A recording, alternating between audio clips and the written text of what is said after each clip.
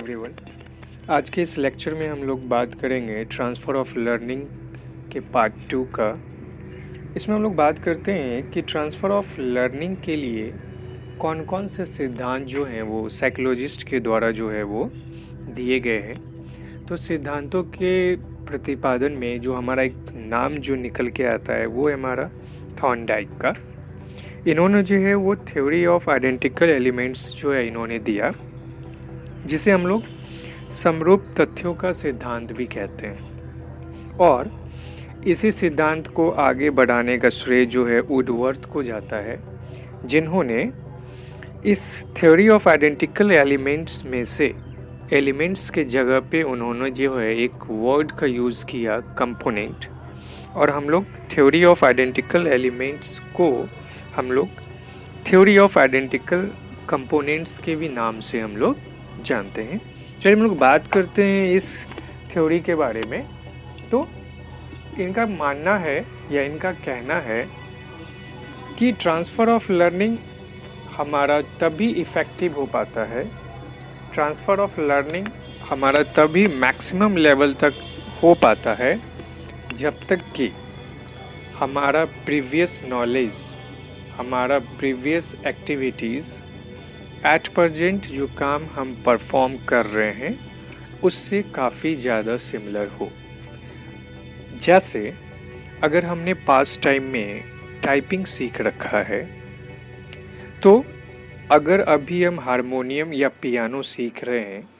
तो इसमें हमें काफ़ी ज़्यादा हेल्प मिलेगा, क्योंकि टाइपिंग सीखने के वक्त हमने अपने आईज़ और फिंगर्स का जो है यूज़ किया था, और पियानो और हारमोनियम जो अभी हम सीख रहे हैं उसमें भी हमारे आईज़ और फिंगर्स का यूज़ हो रहा है। तो हम लोग कह सकते हैं कि चूँकि दोनों चीज़ों को सीखने में हमारा काफ़ी ज़्यादा जो है वो सिमिलरिटी देखने को मिल रहा है। दूसरा एग्जांपल इसको लेते हैं कि हमने मैथ्स में जो है बहुत सारे जो है फार्मूलाज हमने सीख रखा है, एडिशन, सब्ट्रैक्शन, कैलकुलस, कोई भी चीज़। आप जब फिजिक्स के न्यूमेरिकल को सॉल्व करते हो तो वहाँ पे आपको डिफरेंट टाइप्स के मैथमेटिकल साइन देखने को मिलते हैं, डिफरेंट टाइप्स के मैथमेटिकल ऑपरेशन देखने को मिलते हैं। तो हमारा जो है वहाँ पे ट्रांसफ़र ऑफ लर्निंग, हमारा जो है ये जो ट्रांसफ़र है वो काफ़ी ज़्यादा इजी हो जाता है, और ये तब तक इजी रहता है जब तक कि दोनों में सिमिलरिटी है। तो ओवरऑल हम लोग कह सकते हैं कि अगर हमारा पास्ट एक्टिविटी हमारे प्रेजेंट एक्टिविटी से अगर काफ़ी ज़्यादा सिमिलर है तो ट्रांसफ़र ऑफ लर्निंग हमारा मैक्सिमम लेवल तक होगा, जिसके प्रतिपादक हमारे हुए थॉर्नडाइक, और इनके ही इस थ्योरी को बढ़ाने का काम किया वुडवर्थ ने। आगे हम लोग दूसरी थ्योरी की अगर बात करें तो दूसरा थ्योरी हमारा थ्योरी ऑफ जनरलाइजेशन यानी सामान्यीकरण का सिद्धांत, जिसे लाने का जो श्रेय जो है वो चार्ल्स जूड को जाता है। चलिए हम लोग बात करते हैं सामान्यीकरण के सिद्धांत पे। तो कोई भी व्यक्ति जो है वो अपने लाइफ में क्या है कि कुछ ना कुछ एक्सपीरियंस गेन करता है, कुछ जो है वो रूल्स सीखता है, कुछ नियम जो है वो सीखता है अपने प्रीवियस टाइम से, और उसी नियम के आधार पे वो प्रेजेंट टाइम में जो है वो चीज़ों को रिलेट कर पाता है, और इससे हमारा जो है वो लर्निंग क्या होता है तो काफ़ी ज़्यादा जो है और इफ़ेक्टिव होता है। जूड ने एक चीज़ पे और जोर दिया कि आपके पास भले ही आपने रूल्स सीख रखा है, आपने लॉज सीख रखा है, लेकिन अगर आपने उनका प्रैक्टिस नहीं किया है, अगर आपने उसे अप्लाई नहीं किया है, तो ये ट्रांसफ़र ऑफ लर्निंग हमारा इफ़ेक्टिव नहीं हो सकता है। इसलिए सामान्यीकरण के सिद्धांत में आप नियम के साथ साथ उसके प्रयोग का भी आपको यूज़ करना होगा। जैसे कि अगर आपने बच्चे को पढ़ा दिया रिफ्रैक्शन ऑफ लाइट के बारे में,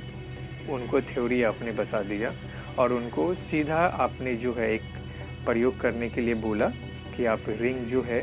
इस पानी भरे बकेट में एक सिक्के के ऊपर डालो, तो आप देखोगे कि बच्चे जो हैं वो 100% जो है वहाँ पे जो है वो सफल नहीं हो पा रहे। आपने थ्योरी तो बताया, आपने रूल्स तो बताया, रिफ्रैक्शन ऑफ लाइट क्या है, कैसे अप्लाई होता है आपने बताया, बट बच्चों ने प्रैक्टिस नहीं किया, बच्चों ने उसका प्रयोग नहीं किया, जिसके वजह से सामान्यीकरण का थ्योरी जो है वो हमारा कंप्लीट नहीं होता है। तो हम लोग याद रखेंगे कि थ्योरी ऑफ जनरलाइजेशन दो बातों पे जोर देता है। एक कि आपके पास जो प्रीवियस नॉलेज है उसमें आपने कुछ रूल्स सीखा है, और दूसरा उस रूल्स का आपने प्रैक्टिस किया है, उस रूल्स का आपने जो है वो क्या किया है, तो यूज़ किया है। तीसरा हमारा थ्योरी है गेस्टॉल्ट थ्योरी बोलते हैं, और इसे देने का जो श्रेय जो है वो कॉमन रूप से जो है कोहलर को जाता है। तो इस थ्योरी को देने में इन साइकोलॉजिस्ट का मानना था कि कोई भी व्यक्ति जो किसी चीज़ को जब सीखता है, जब किसी सब्जेक्ट को या किसी स्किल को सीखता है, तो उससे उसकी जो बुद्धि है, जो सूझ है, वो डेवलप होती है, यानी उसकी जो इंटेलिजेंसी है वो डेवलप होती है। और यही इंटेलिजेंसी जो है जब हम लोग नए नए काम को परफॉर्म करते हैं, जब हम लोग नए नए एक्टिविटीज़ को परफॉर्म करते हैं, तो हमारा जो है विषय वस्तु का ट्रांसफ़र नहीं होता,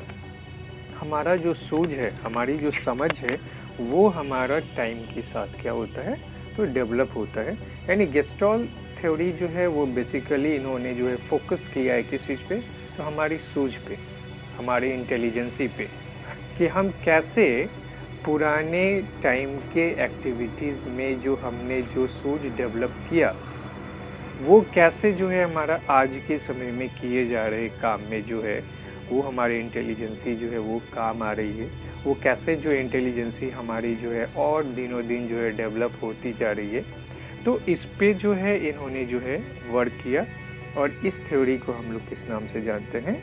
गेस्टॉल्ट थ्योरी के नाम से जानते हैं।